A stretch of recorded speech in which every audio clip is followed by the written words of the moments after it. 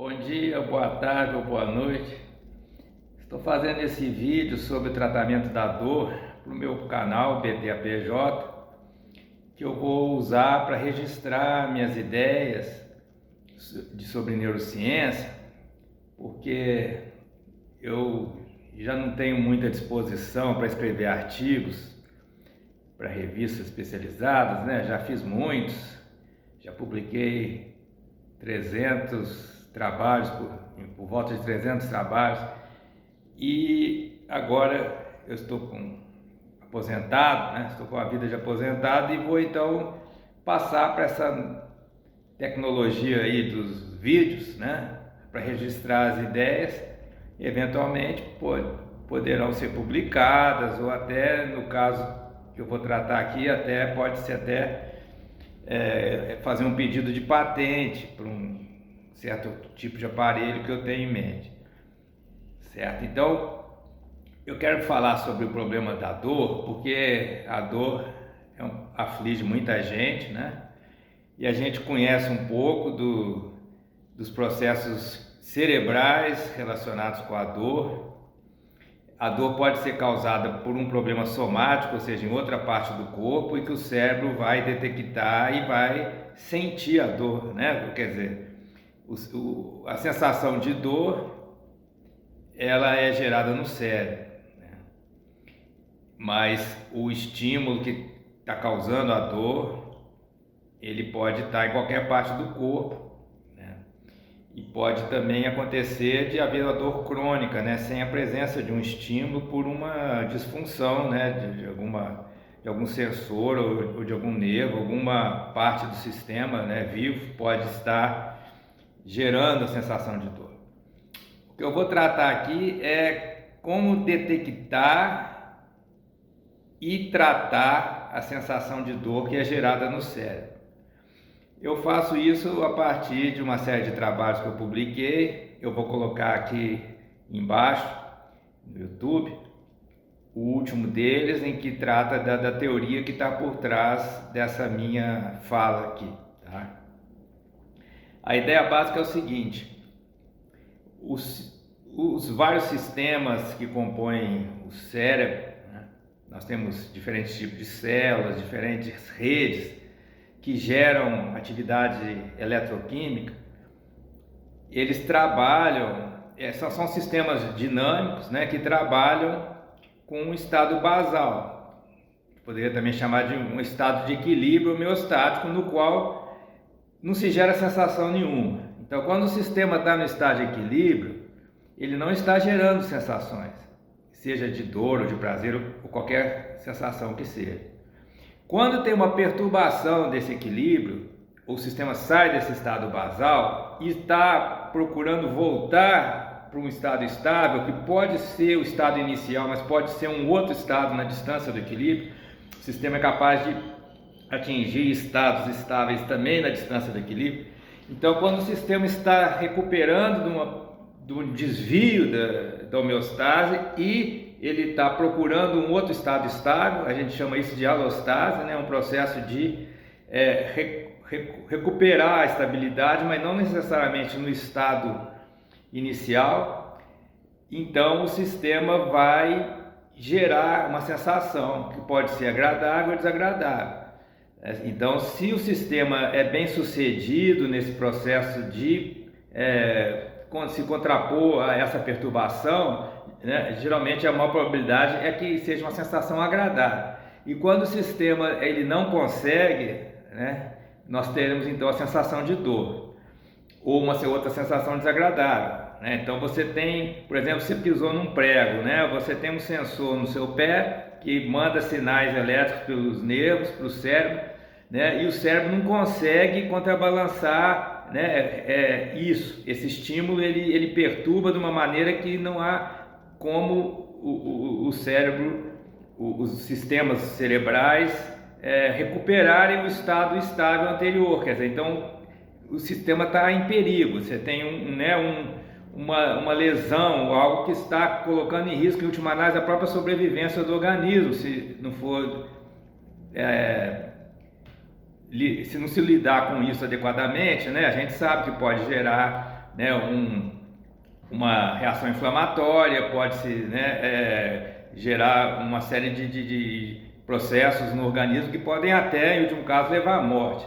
Então o sistema fica em alerta e, né, então a sensação de dor ela tem essa função biológica adaptativa de estar alertando para um perigo, né?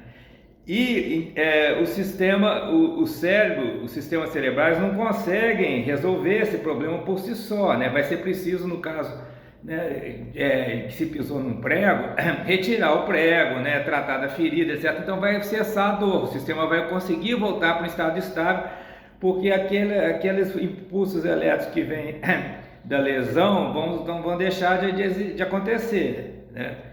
Certo?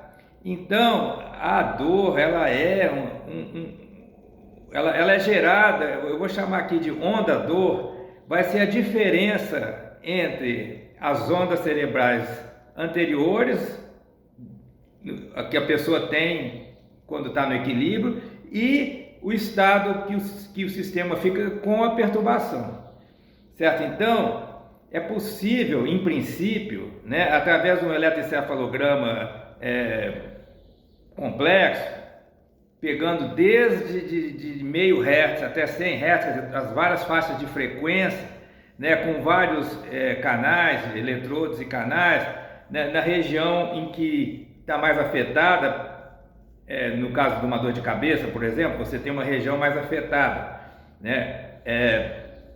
Então, pode-se fazer uma medida desse sistema cerebral sem a dor e com a dor. A diferença do eletroencefalograma com a dor, né, subtraído do sistema sem a dor, seria a onda da dor, certo? Então, esse é um conceito teórico importante, quer dizer, toda a dor, né, dependendo do seu tipo e da parte do cérebro que é mais afetada, ela vai ter uma onda. E essa onda é a diferença entre o estado sem dor e o estado com dor. Então isso é uma medição individual. Cada pessoa teria uma onda de dor diferente para cada tipo de dor e a cada momento da sua vida, porque isso depende do estado inicial e estado final do sistema com a dor, né? Então, o primeiro passo para a gente conseguir detectar os correlatos cerebrais da dor e depois tratá-los seria identificar a onda da dor de uma determinada pessoa que está com certo tipo de dor. Então essa pessoa teria que, né, participar de um estudo em que inicialmente se faria a medição do seu encefalograma sem a dor. E quando ela tivesse com a dor, então se faria de novo a medição com a dor e se faria então a diferença entre o estado com dor e sem dor, seria a onda de dor daquela pessoa com aquele tipo de sofrimento, naquele momento da sua vida, certo? Então, uma vez identificada a onda dor, a gente poderia então pensar uma forma de tratar essa onda dor, certo? Atualmente há várias formas de se tratar a dor, por meios químicos, farmacológicos ou pela acupuntura, né, que são parcialmente eficientes, mas muitas vezes não são totalmente eficazes ou geram efeitos colaterais, né, como no caso do uso da morfina, por exemplo, né, para dores mais fortes, né, não se pode ter um uso continuado, a não ser em casos assim de tratar de medicina paliativa, né, que se usa a morfina continuadamente, certo? Então seria muito interessante se houvesse um tratamento mais específico para aquela pessoa, naquela dor, né, que fosse mais diretamente ao alvo e que fosse um tratamento sem efeitos colaterais ou com efeitos colaterais mínimos, né? Então, para isso, deveria ser um tratamento eletromagnético, não químico, farmacológico, porque quando você faz o tratamento farmacológico, está introduzindo no cérebro substâncias semelhantes às substâncias que o próprio cérebro produz, mas você está colocando isso lá artificialmente. Então isso pode gerar dependência, pode gerar uma redução da produção dessas substâncias pelo próprio cérebro, porque se ele está ganhando de graça, de repente ele reduz a produção e aí agrava o problema quando a pessoa não toma o medicamento, certo? Então aí cria dependência. É por isso que, né, se usa, né, ao invés de colocar o precursor da serotonina ou da dopamina, se usa, né, mecanismos farmacológicos para evitar que aquela serotonina produzida pelo próprio cérebro, que ela seja reciclada, recapturada, então ela fica mais tempo funcionando. Então esse tipo de medicamento aí, no caso do tratamento da depressão, né, o chamado Prozac, ele é bastante interessante a estratégia usada, que é fazer com que a serotonina que o cérebro produz, ela funcione mais tempo, tenha uma vida útil maior, né? Então inibindo a recaptura daquela substância, daquele, né, neurotransmissor, uma macromolécula, né? Então esse é um dos recursos que se tem. Agora, em matéria de tratamentos eletromagnéticos, realmente se avançou muito pouco, né? Tem a estimulação magnética transcraniana, que ela requer aparelhos muito caros e grandes, né? Que não se pode ter em casa, né? Seria interessante ter um aparelho assim, portátil que a pessoa pode usar em casa, e também que pudesse ser usado durante todo o período da dor, porque a gente tratar o correlato cerebral da dor, a gente não vai estar tratando da causa da dor, né, que é uma lesão. A gente vai tratando da sensação, para a pessoa não sentir a dor, né?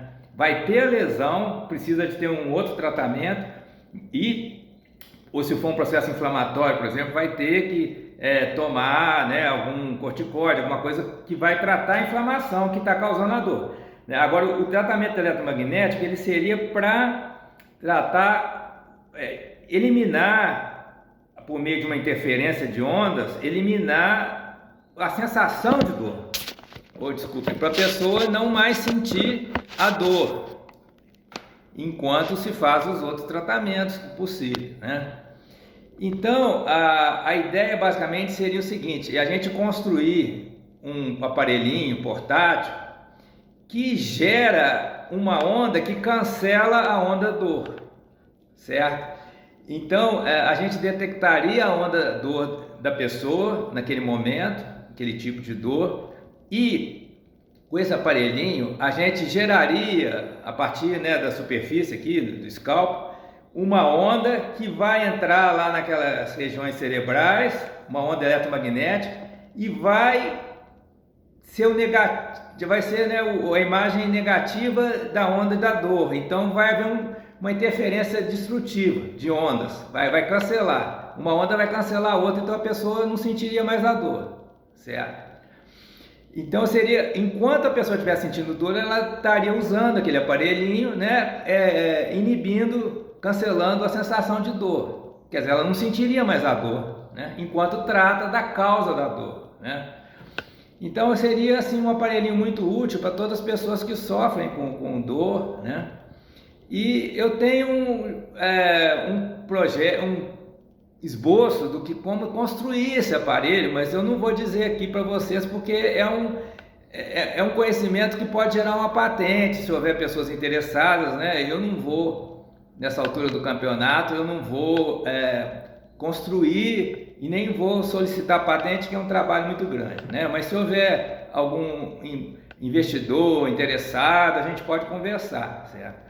Então a ideia seria um aparelhinho que vai ser colocado naquela região mais próxima, né, do foco da dor, e que vai mandar uma onda eletromagnética que vai cancelar a onda da dor. Então, né, seria uma forma de cancelar a sensação de dor.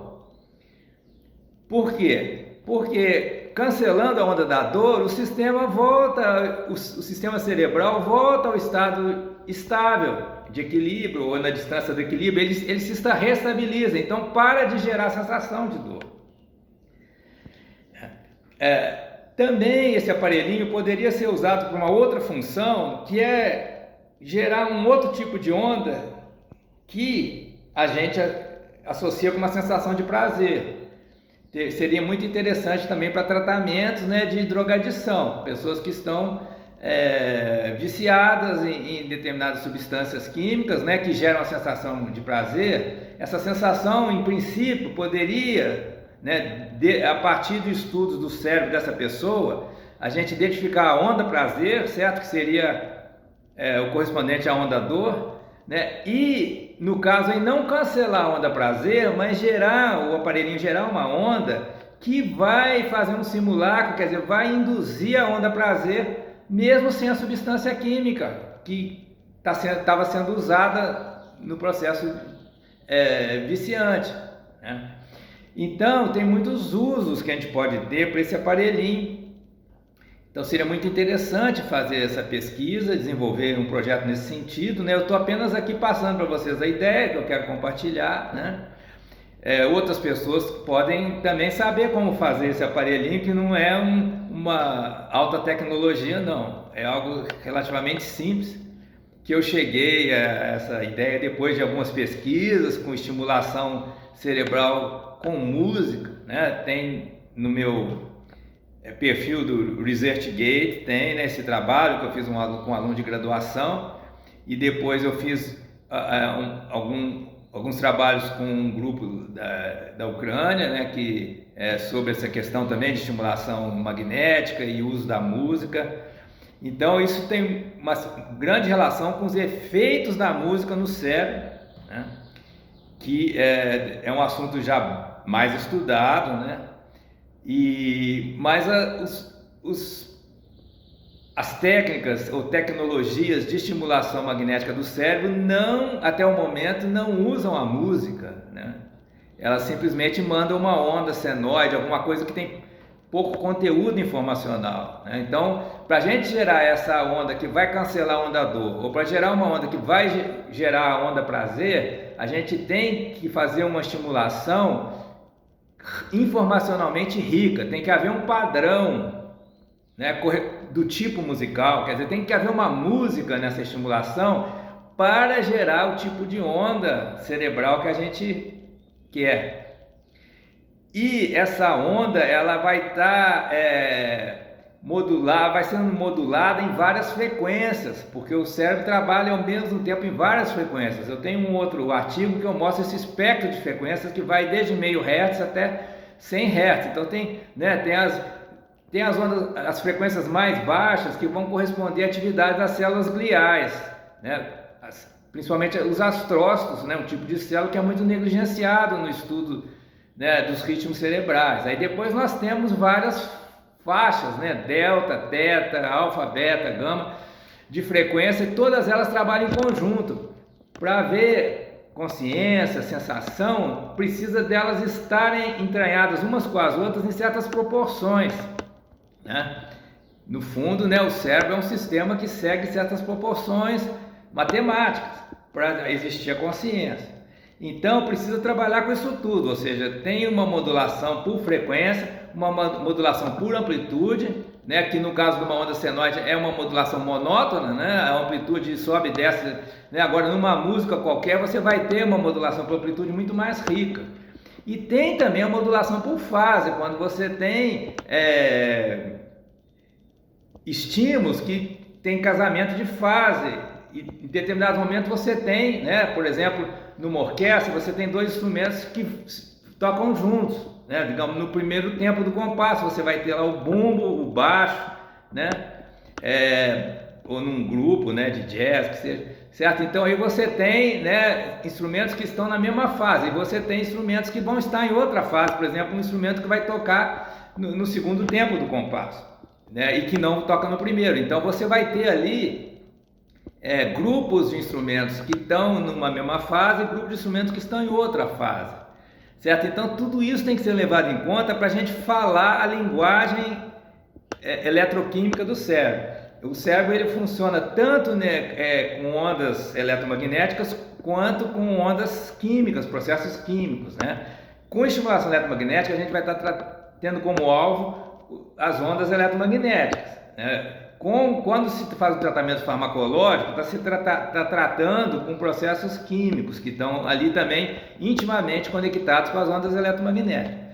Então, a gente pode tratar a dor não só com medicamentos, né, que seria o processo químico, mas também com ondas eletromagnéticas que, agora, para a gente usar as ondas certas, a gente tem que entender qual é a linguagem né, qual é a composição musical das ondas cerebrais, né? Isso, por incrível que pareça, é pouco ainda entendido e pouco pesquisado, né? Os métodos de estimulação magnética, eles trabalham com uma pobreza de informações que realmente é difícil a gente até entender por que tem resultados positivos, né? Porque você tem aqui uma sinfonia riquíssima no seu cérebro, você coloca uma bobina poderosa mandando um sinal que não tem informação nenhuma, né? É apenas energia, sem informação praticamente.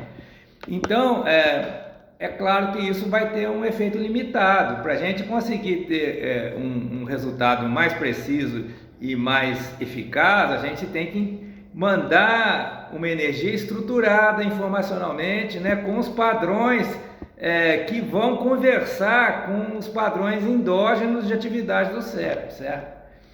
Bem, gente, então é isso aí. Está dado o recado. Quem se interessar, né, pega para si essas ideias. Quem não tiver interesse, né, fica aí como uma curiosidade. Abraço, até mais.